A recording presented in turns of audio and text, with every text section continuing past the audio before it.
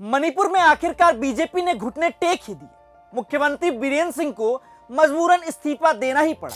बीरेंद्र सिंह ने 9 फरवरी को यह स्वीकार किया कि उनसे अब मणिपुर नहीं संभल रहा। ऐसे में उन्होंने अपने पद से इस्तीफा दे दिया। रविवार शाम उन्होंने राजभवन जाकर राज्यपाल अजय कुमार भल्ला से मुलाकात की और उन्हें अपना इस्तीफा सौंप दिया। लेकिन ऐसा नहीं है कि अचानक बीरेंद्र सिंह की अंतरात्मा जाग गई और उन्होंने इस्तीफा दे दिया, बल्कि बीजेपी को मजबूरी में यह निर्णय लेना पड़ा।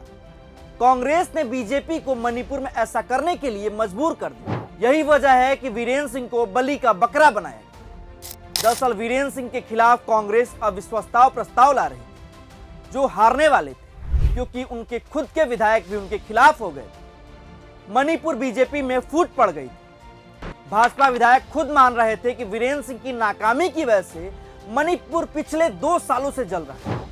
मणिपुर में 3 मई 2023 से मैतेई समुदाय और कुकी जनजाति के बीच शुरू हुई जातीय हिंसा के बाद बीरेंद्र सिंह की भूमिका पर सवाल उठ रहे हैं। बीते 2 सालों से मणिपुर में हर तरफ अशांति और चीख पुकार मची हुई थी। 60,000 से अधिक लोग विस्थापित हो चुके थे।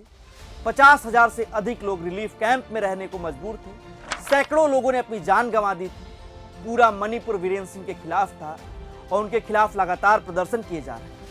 इतना कुछ होने के बाद भी बीरेंद्र सिंह सीएम की कुर्सी से चिपके रहे। लेकिन अब जब हटने की बारी आई तो इस्तीफा देकर मुंह छिपाने में लगे। इन 2 सालों में मणिपुर को लेकर दुनिया भर में बातें हुई। नेता विपक्ष राहुल गांधी मणिपुर पहुंचे। उन्होंने पीड़ितों के घाव पर मरहम लगाया। पीएम मोदी से अपील की कि कम से कम एक बार मणिपुर हो आइए, यहां पीड़ितों का हाल देख लीजिए, कैसे भी जलते मणिपुर को बचा लीजिए। लेकिन इन सभी बातों का पीएम मोदी को कोई फर्क नहीं पड़ा। पीएम मोदी जलते मणिपुर को छोड़ रूस यूक्रेन वॉर रुकवाने में लगे, अंबानी घराने की शादी का लुत्फ उठाने में लगे। लोग हिंसा झेलते रहे, प्रधानमंत्री अपनी मौज करते रहे। वे न मणिपुर के लोगों से मिलने गए, न ही उनके प्रति दुख व्यक्त किया। यहां तक कि मोदी ने मणिपुर के विधायक के प्रतिनिधिमंडल से भी मिलने से इनकार कर दिया। यह सब कुछ होता देख ऐसा लग रहा था जैसे पीएम मोदी के लिए मणिपुर के लोग और मणिपुर मायने नहीं रखता। मणिपुर देश का हिस्सा है ही नहीं। वहीं राहुल गांधी मणिपुर में हिंसा भड़कने के बाद 1 बार नहीं, 2 बार नहीं, कुल 3 बार मणिपुर पहुंचे। वहां उन्होंने मणिपुर के लोगों के आंसू पोंछे, उनका दर्द बांटा।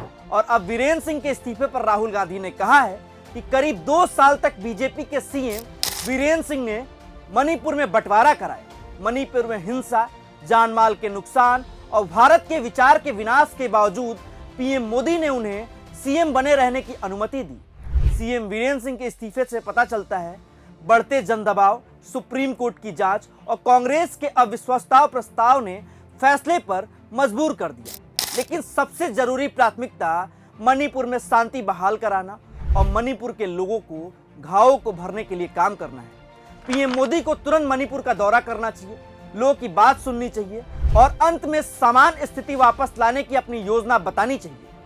वहीं सवाल उठता है कि क्या बीरेंद्र सिंह के इस्तीफे के बाद मणिपुर के लोगों का जख्म कम हो जाएगा, उनके घाव भर जाएंगे?